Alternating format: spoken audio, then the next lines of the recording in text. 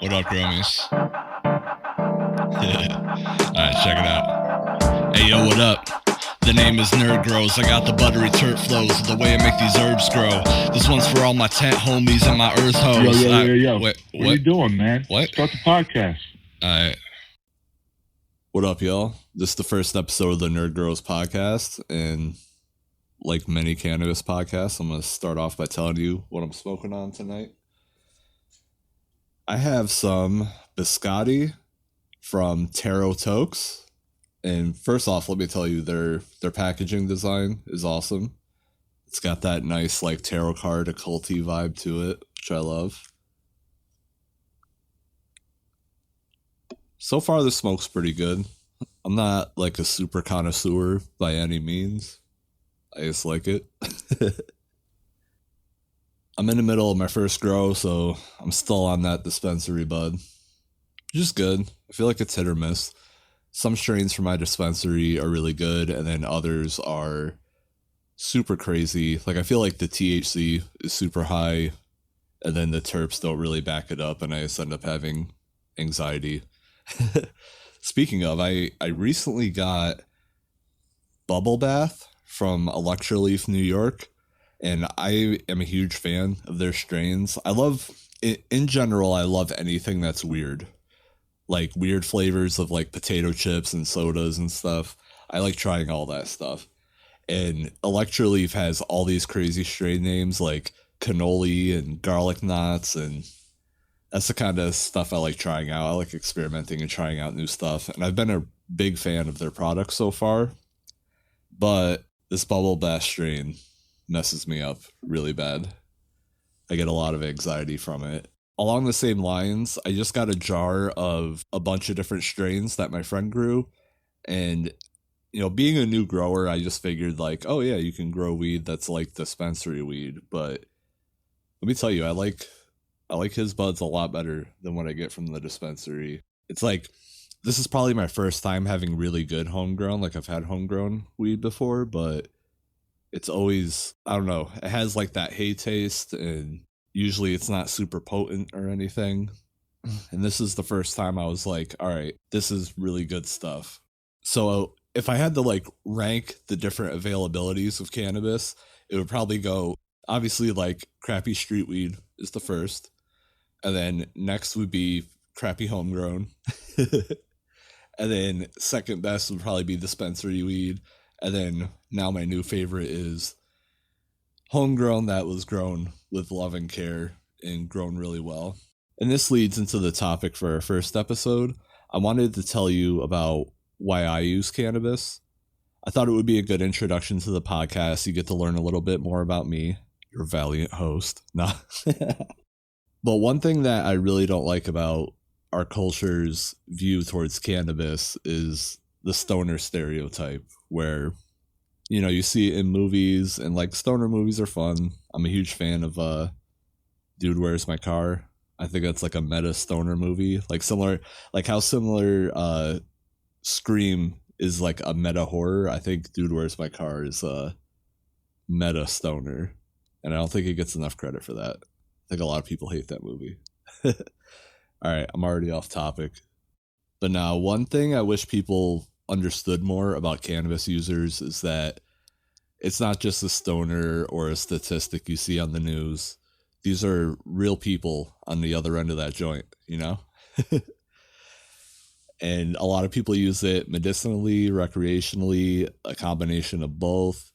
And even, like, honestly, if you're using it recreationally, you're probably getting medicinal benefits, especially in the world we live in, where we're constantly blasted with information, bad news, advertisements. Like, your brain's on overload all the time. So I think even recreational users of cannabis are still getting medicinal benefits just based on the time and place in which we live. So I wanted to tell you my story and hopefully, you know, put another knife into the back of the stoner stereotype. We can help kill this thing off. So for most of my life, I had a really big underbite. Oh, all of my life. I still have it currently. But It started when I was little. When you're little, your body's growing, and I ended up having orthodontics, like a lot of orthodontics, like braces, palate expanders, headgear, all that. And we actually got my jaw to like line up correctly. And then in my early teens, I hit a growth spurt and my jaw just kind of shot back out. And I've had this underbite ever since. But the important thing about that growth spurt, it also started migraines and headaches. And I've basically had a 24/7 headache ever since that growth spurt when I was 13 or 14. These headaches also come with psychological issues like anxiety. I mean, I can't fully blame my anxiety on it because I'm kind of an introvert naturally, which I think is more prone to, social anxiety at least. But also things like irritability or just having a cloudy head where I can't think straight. The way I describe it to people is like when I wake up in the morning, there's a vice grip on my head and it just like slowly turns the crank all day long. And if I sleep, it like resets the crank. And then if I use cannabis, it's almost like turning the crank back like 3 spins.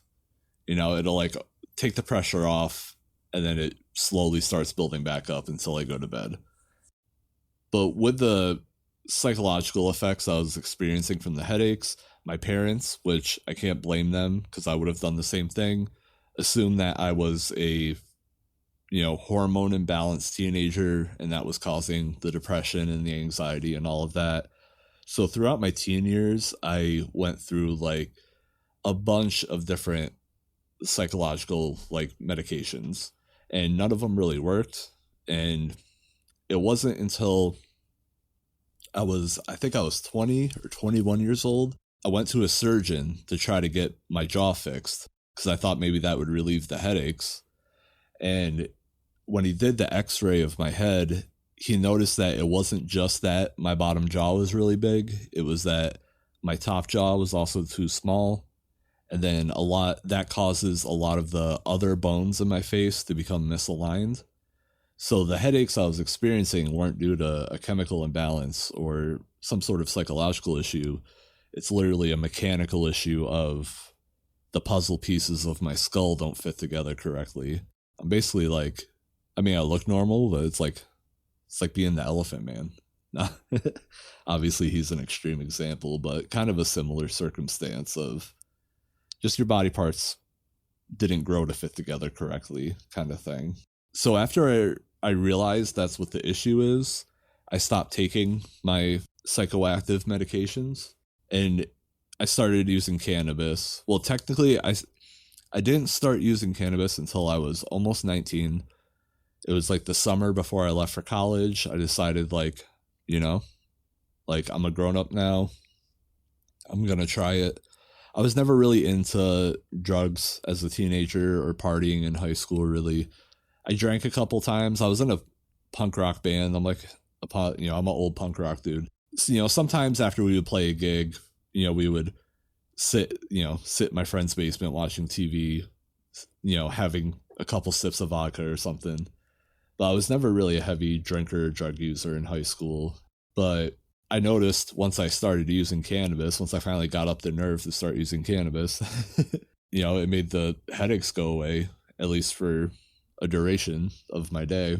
So yeah, around the age of between the age of 18 and 20, I kind of had all of these revelations of like, I don't need to be taking these pills and I need to just manage my actual skull pain.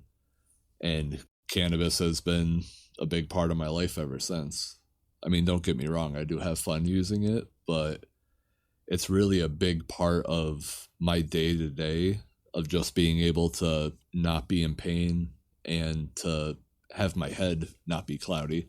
I know people joke around that cannabis makes your head cloudy, but in my experience, or at least with the way my body is set up, the cloudiness of the cannabis is nowhere close to the cloudiness of the headaches.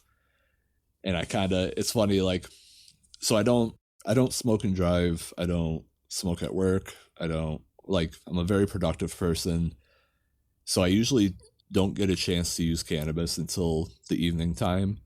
And it's really crazy how once it kicks in, it's like all of the information from the rest of the day floods into my head.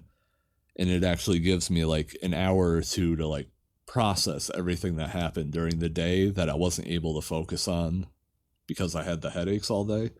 And I'm not saying all of this to be like a woe is me or to have a pity party or feel bad for myself. Like, I'm happy with who I am as a person. I'm confident. I work hard. But like I said before, I wanted to tell you my story so you can get to know me a bit better and to show that people use cannabis for all different types of reasons, whether it's chronic illness. You know, it's like a gradient all the way from extreme chronic illness all the way to, hey, let's just have fun and go to the movies, you know? You know, stereotypes are stereotypes because people like to box in a group of people. And really, cannabis users aren't a homogenous group. There's people from all different walks of life. Just like everything else in our culture, you know, the niches have sub-niches that have sub-niches. That's how it works. Everything is super personalized nowadays, which I think is cool. You know, being a punk rock dude, I would rather, you know, go on YouTube and find a new band playing in their garage than, you know, listen to the radio. I think it's been an overall improvement. And I also think it's done a lot of good in the battle of combating the stoner stereotype. So I recently started growing my own cannabis. We're on day 39. Next episode, I'm going to go over what my grow setup is, what my strategy is. I'm obviously still learning, but I have learned an insane amount over the past 2 months or so. I did like a good solid month of research before I did anything.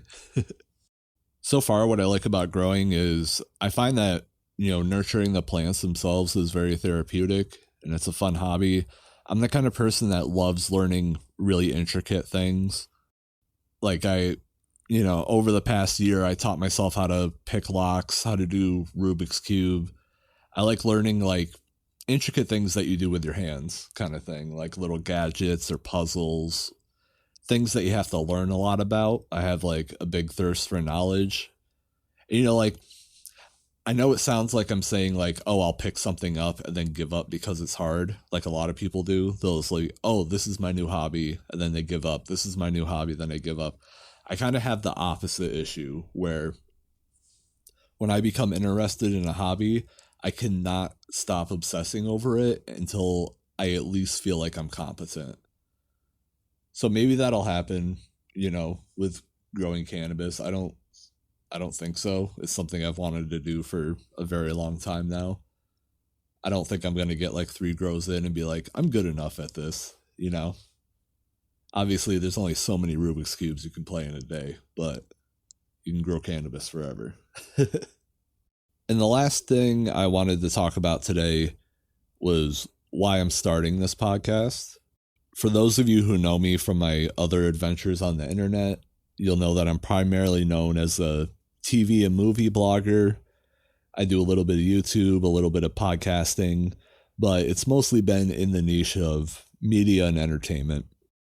Now, don't get me wrong, I still love, you know, my horror movies and my comic books and my weird hip hop groups and all that fun stuff. But after writing nonstop for 5 years, I'm starting to get a little burnt out on that niche, which isn't a bad thing. It's not like I'm going to stop watching movies, stop writing about movies. But I thought it was time to try something new. And I figured, you know, cannabis is a big part of my life. I'm learning how to grow cannabis, and I think it's a good fit for a new outlet for content. I don't see myself ever not making content. I've been making websites ever since I was, my first website I made was a online Pokédex when I was in 5th grade, back when you used to have to just upload a notepad. You know, we didn't have WordPress or any of the fun stuff that we have now. So this is basically my attempt at trying out a different niche, seeing how it feels and all that. I've also always wanted to be a part of the cannabis community, but I'm also a kind of shy and bashful person. And it wasn't until I started growing that my friends started showing me all the different, Discord groups and websites and podcasts and YouTubers. And I didn't really get into the whole content creator side of cannabis and the whole community side of cannabis. And I decided to jump in, take the plunge, start talking to people, start hanging out with people, watching other people's content. And yeah, everyone has welcomed me with open arms. And, as like the outcast punk rock guy, there aren't a lot of moments in my life where I feel like I fit in. And the cannabis community really makes me feel welcome.